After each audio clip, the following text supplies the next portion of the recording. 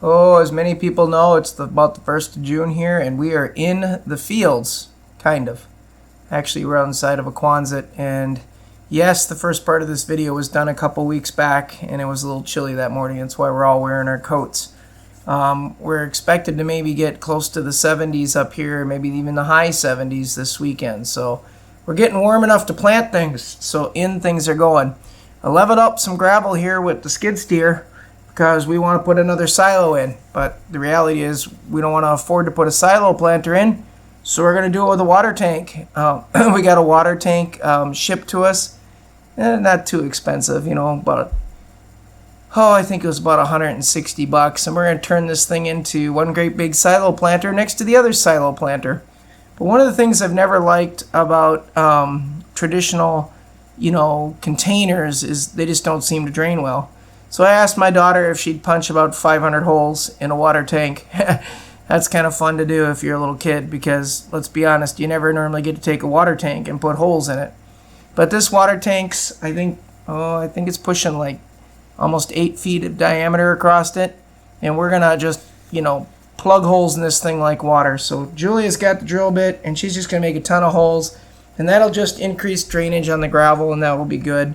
The roots of things will eventually grow in these holes, and I'm sure they'll try to clog up, but by then the bottom of this thing will have enough rust that they'll probably do fine. So we'll see how it goes. The idea behind this planter is to put it right next to the silo planter because the area is absolutely ideal. It's got some wind protection by it. It gets some great sun. It's off the ground and it's on a gravel area, so it makes it easy to keep the weeds from approaching on the sides. And of course, it's easy to work within. And what we really like putting up here are leafy devils. So, watermelons, cucumbers, things like that crawl. They take over these great big planters, and once they get on top of these planters, they just come down the sides and go out on the gravel. And then when you're done in the fall and you pick everything up, your gravel looks beautiful again. So we're just doing some leveling and stuff. Like I said, this part of it is about the 15th of May, and it happened to actually be pretty darn cold then. My daughter had a graduation party, and it was a little nippy, don't get me wrong, but we got it done. And as far as the actual process of getting this thing in place, it went pretty smooth, okay? There was not much difficulty in doing it. The tank itself, again, you can buy these at most places. You know what I mean? It isn't that difficult to do. So get your hands on one, level the ground a little bit, like we're doing here with the skid steer, and put it in place. That's about the best thing I can tell you. Once you got level ground, then it becomes quite fun to get this thing ready for planting.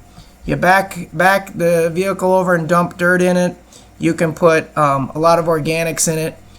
We chose to do a dirt pot, so we got about half a pallet of dirt from our local Menards, and we went with a couple different soil types. The first soil type was very heavy, more solid earth, and then the top part here we're putting down is going to be more of a potting soil type consistency. And then to keep moisture in and keep the weeds out, we're going to vapor bury this, but we're going to use the one that's the cross mesh because that's worked the best for us. If you use just regular weed fabric, it seems to fail. But if you use the stuff that's crossed, it's got little, fibers that cross each other. It just seems to do really well. The brand name I'm not so worried about. It's more the size. Let's see if I could show you a picture of this here. Yeah, here you go. So this is Yardworks. This is one of their DuraGround landscaping fabrics. See how it's woven like this? It's got the little lines going back and forth. That works perfect. So you take a roll like this that's like, 6 feet long or whatever the heck this big old tube was. We roll it out, and then we're going to use, to hold it down, because there are times of the year we don't have plants in here, we're going to use pavers and rocks. We've got a bunch of old pavers from some relatives who had a kidney bean shaped kind of thing, and they didn't like the rock in it. The pine trees were wrecking it. So they wanted it shortened up, and we came along and took all the pavers out of it and cleaned it up for them. So we have these pavers. So we're going to go paver, rock, and the rock is just whatever we found on the property, and we're just tucking it along the edges. Now, you certainly could go and staple this down. I'm not saying you can't, but you'd have to let the earth settle in it a lot more than we did. We let the earth settle in it about maybe 2 weeks and a couple rains. So this is dried a bit, but it'll probably compact even more. And then in a year or two, we might take this off and add more dirt and then put it back over the top, and then that'll be the level it'll be for quite some time. I find these fabrics, you can just cut them with the torch. That seems to be about the easiest. And then they don't fray. If you cut them with a knife, then down the road they're going to fray like a son of a gun. But if you go along with a little hand torch like this, it cuts right off and it melts it at the same time, and you don't get that fraying, which is really nice. So that's how I do it. Of course, that's how we put the holes in too. Just nice little short bursts with the torch, and we get ourselves a nice little 3-4 inch hole to plant in. This kind of size planter, we should be able to get at least 12 plants in it. And if you put like 12 cucumbers or 12 watermelon or 12 squash in it, it does fantastic. And like I said, by the end of summer, this thing will have creeped over the sides, and we'll have plants, with vegetation on it and on the outsides of it, and it makes picking really easy. And then, right before winter, you just cut the plants off the 12 areas, grab all the vegetation, and compost it out, and we're ready to go for the next year, which is absolutely fantastic. I find that it works really well. Oops, right into the label there on the fabric. Didn't realize it was on there, but not a big deal. So we're getting this all trimmed up, and the next thing you know, we'll punch some holes with this little butane torch. Again, little spurts. You don't want massive holes. Kind of figure out where you want them. And we just punch a little hole quick. Once we figure out where we need to put them in, and we get that hole in, it burns really quick. So just like a spritz and then a spritz and then a quick little move. Whatever you do, don't let it catch on fire. If it wants to catch on fire, quick blow it out, because you don't want melt all your plastic up that you just put down. So then you get these nice little holes if you just kind of spritz it. It works really well. These holes will all be burned on the edges so they won't fray, which makes a fantastic little garden planter. And then, as you can see, the dirt might sink a little bit below these holes, but we'll just take real fresh, potting soil, and we'll put it in right in top of the plant there and shove it in the little hole when we do it. You'll see that here in a bit when we start planting on it. So again, put this in a couple weeks ago, put the earth in it, let it get rained on and settle, 2 different types, and then came back, put the weed barrier on it, which is really more of a really durable woven landscape fabric because it works better for us. And now we're punching some holes in it, which is great, easy to do. Once we get these holes punched in it, we're going to turn right around and plant. So it should go really well on the planting here in just a minute or two. Look at that, looks nice. It's perfect. And you can make these holes whatever size you want it. So if you had tomatoes, I'd make these holes bigger, If you're doing something with flowers, I might even make these holes smaller so there's less weeds around the plant, because I'm real pleased with how this looks. So this is going really well. Like I said, I think we're going to get about a dozen in here, and that'll work fantastic. Look at that. That's just a beautiful hole. It'll make it really easy to plant. We use one of our little planting knives. Just dig it out a little bit. You can practically even do it with your fingers. So there it is. It's all ready for her to plant. It's right next to the big silo planter, which is all ready to go from a previous year. Time to plant. So here Julie is just kind of digging out some earth. She's saving it all. She doesn't want to waste it.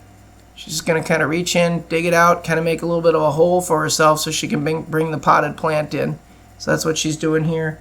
And again, this would be the time, once you get the whole dog, if this had been planted for 3 or 4 years, that I'd recommend putting some fertilizer down and then a little bit of dirt and then your plant, and then it'll even do better in a planter like this. But we don't need to. At this point, this is pretty fresh earth, and it's really nice looking. So there's no reason going through that added effort, so to speak. It's not needed. So we're not doing it this way this time. So here we go. Now the plants are going in, and she's gonna do a little bit of gypsum. We like that on the bottom, and then she's going to put a little bit of dirt over the top, and that'll keep the soil nice and loose. And that's just a trademark that we've done for certain plants, and we like it. And like I said, if this wasn't fresh dirt, I'd probably recommend putting more fertilizer in too, maybe like a 10-10-10 or something. She puts them a little bit deep, which is fine, so that way they don't get blown too much. She likes 2 in a hole, so here she goes. She's getting them in. These must be some type of squash. Nah, they might be a cucumber. I really can't tell as I watch the video here now, and I honestly don't remember, because sometimes my involvement is keeping things on the farm and the homestead up and running. So I got to be the one to be creative and kind of get things built and made. And when fences break and insulators get torn off, or a generator won't start, or something's getting close to freezing, it's my job to come in and do that part of it. So I'm not the one that has to deal with the planting aspect. And for that matter, I don't do a lot of picking either. I do handle some of the weeding and stuff. And in these, it's really easy. You just step right on this, by the way. You just come right up onto it if you want to weed it. When it gets, really sprawly, you won't need to weed it much, at that point. But sometimes they do get some weeds right underneath it, in the little holes here that come up. And just before the plants start to sprawl, we'll just quick pull those out with our fingers. There's no reason to use, any type of tool or equipment to get it out. A bed like this should last us decades, folks. Again, we might end up recovering it, might ending up adding some topsoil to it, but it really should do well. It should last a long, long, long time. So that's what's nice about this woven. It holds up really good against the UV sun. The winter snows do fine with it. And like I said, all the vegetation on the top every fall is taken off and composted, which is nice. So, we're using that in other areas of the garden as that degrades, and then there's no waste up on these, which is fantastic. As far as watering, it's pretty easy to water these too. Literally, you can just take a hose and pour water onto the black mat, and it'll just run everywhere and fill up the area and then just soak down into the plants. And when it rains, the plants have holes, so it goes into those first. But since it's woven, water does get through it, which is really nice. It does not stop water from getting through it because it's woven. However, it will take a little bit to drain. So here she is just kind of cleaning up the dirt on top so, it doesn't stay up on top and try to grow any weeds or anything. The bed is pretty much planted now at this point. Now she's got to do a little bit of cleanup, and then we got to get some water on these plants because when they're fresh planted, it's hard on them. What more can I say? So Julia's got this planted here. I'm just looking. There's 5, 6, 7. Yeah, there's like 12 plants here. So she's just going to water the holes. You can see the water just runs on the black. Not a big deal. It'll just soak in a matter of minutes. Just has to find its way through the little weave, and that takes a little bit of time. And at the beginning here, she'll water this thing daily if we don't get any rain, just to make sure these plants do okay. Once they start to run, we really don't do a lot of watering unless we're in a drought. So here it is, folks. Another day later. It's looking good. Plants are just about the top of the fabric. Keeps them nice and protected, and soon they'll start taking off. Appreciate you liking and watching. Hope you enjoyed the video, folks. Build yourself a container like this.